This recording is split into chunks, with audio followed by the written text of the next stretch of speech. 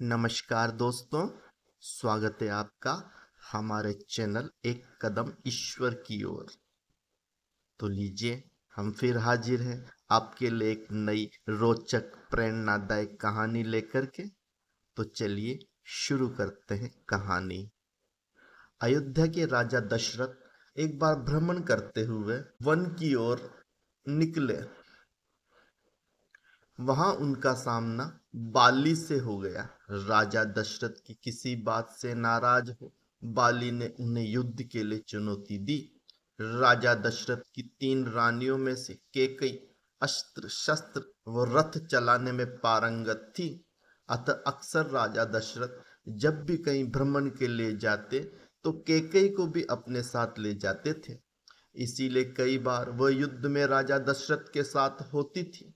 जब बाली एवं राजा दशरथ के मध्य भयंकर युद्ध चल रहा था, उस समय संयोगवश रानी केकई भी उनके साथ थी। युद्ध में बाली राजा दशरथ पर भारी पड़ने लगा।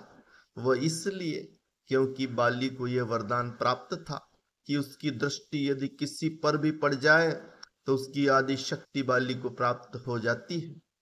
अतः यह तो निश्चित था कि उन दोनों के युद्ध में हार राजा दशरथ की ही होगी। राजा दशरथ के युद्ध हारने पर बाली ने उनके सामने एक शर्त रखी।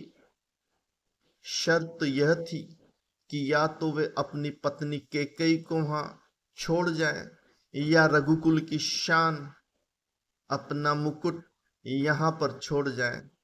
तब राजा दशरथ को अपना मुकुट वहां छोड़ रानी कैकेयी के साथ वापस अयोध्या लौटना पड़ा।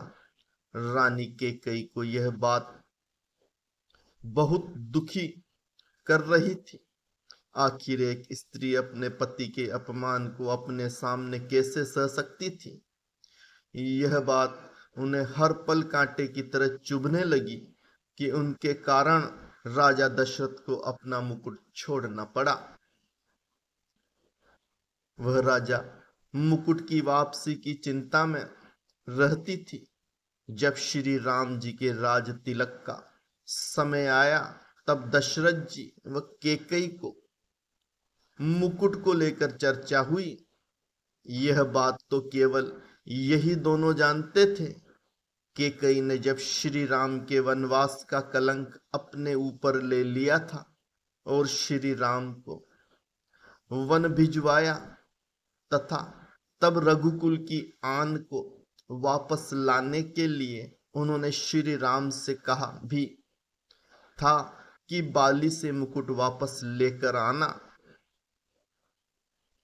श्री राम जी ने जब बाली को मार कर गिरा दिया, उसके बाद उनका बाली के साथ संवाद होने लगा।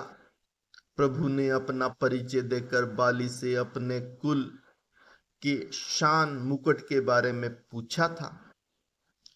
तब बाली ने बताया, रावण को मैंने बंदी बनाया था।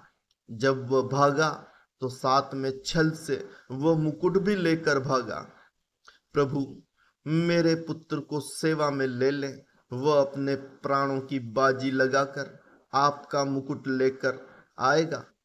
जब अंगद श्री राम जी के दूत बनकर रावण की सभा में गए, वहां उन्होंने सभा में अपने पैर जमा दिए और उपस्थित वीरों को अपना पैर हिलाकर दिखाने की चुनौती दे दी। रावण के महल के सभी योद्धा ने अपनी पूरी ताकत अंगद के पैर को हिलाने में लगाई, परंतु कोई भी योद्धा सफल न हो पाया। जब रावण के सभा के सारे योद्धा अंगद के पैर को हिला न पाए तो स्वयं रावण अंगद के पास पहुंचा और उसके पैर को हिलाने के लिए जैसे ही झुका, उसके सर से वह मुकुट गिर पड़ा। अंगद वह मुकुट लेकर वापस श्री राम जी के पास चले आए। यह महिमा थी रघुकुल के राज मुकुट की। राजा दशरथ के पास से मुकुट गया तो उन्हें पीड़ा झेलनी पड़ी। बाली से जब रावण वह मुकुट लेकर गया तो बाली को अपने प्राणों की आहुति देनी पड़ी। इसके बाद जब अंगद रावण से वह मुकुट लेकर गया तो रावण के भी प्राण गए तथा कैकेयी के कारण ही रघुकुल के लाज बच सकी। यदि कैकेयी श्री राम को वनवास नहीं भेजती तो रघुकुल सम्मान वापस नहीं लौट पाता। कैकेयी ने कुल के सम्मान के लिए सभी कलंक एवं अपयश अपने ऊपर ले लिए। इसीलिए श्री राम अपनी माताओं में सबसे ज्यादा प्रेम कैकेयी माता को करते थे। श्री राम कैकेयी माता को इसलिए भी बहुत प्रेम व आदर देते थे क्योंकि कैकेयी के द्वारा ही उनका अवतार लेना सार्थक होना था। तो दोस्तों, हमारी ये कहानी आपको अच्छी लगी हो तो लाइक करें, शेयर करें और इसी तरह की कहानी सुनाने के लिए हमारे चैनल को सब्सक्राइब जरूर करें। और जब आप सब्सक्राइब करेंगे तो हमें हिम्मत मिलेगी, हौसला मिलेगा और हम अगले दिन फिर आपको ऐसी एक रोचक कहानी लेकर फिर हाजिर हो जाएंगे। इसीलिए हम आपसे हाथ जोड़ के निवेदन करते हैं, आप चैनल को लाइक व सब्सक्राइब जरूर करिए।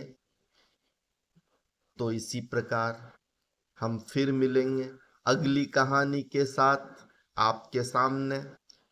जय श्री राम।